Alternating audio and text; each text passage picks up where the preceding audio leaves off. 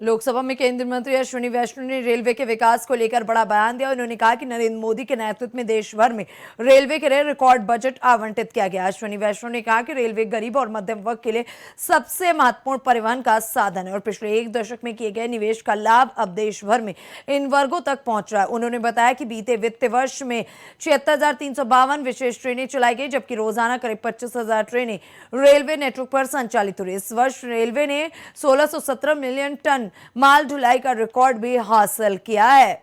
इसके अलावा 1914 लोकोमोटिव का निर्माण किया गया, जो कई देशों के कुल उत्पादन से भी अधिक हैं।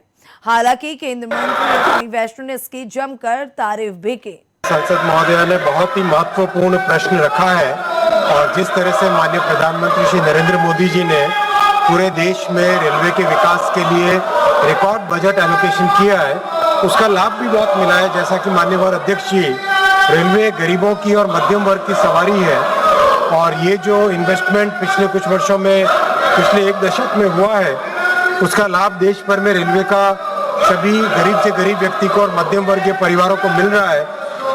अभी जो कल फाइनेंशियल ईयर कंप्लीट हुआ, उसमें रेलवे ने रिकॉर्ड 76,352 76,352 स्पेशल ट्रेन चलाई है और अब डेली 25,000 गाड़ियां रेलवे के नेटवर्क पे चलने लगी है और रिकॉर्ड 1,670 मिलियन मेट्रिक टन का कार्गो भी रेलवे ने इस साल अचीव किया है और रेलवे के 50 साल के इतिहास में सबसे कम कॉन्सिक्वेंशियल एक्सीडेंट्स इस साल रहे। माननीय अध्यक्ष जी, 16 कॉन्सिक्वेंशियल एक्सीडेंट्स रहे।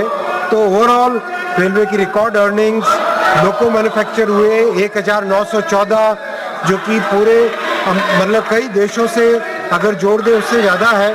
माननीय सांसद महोदया ने जो एक पर्टिकुलर ट्रेन के बारे में पूछा है, उस स्पेशल ट्रेन के बारे में मैं जरूर जानकारी लेके उनको दे दूँगा।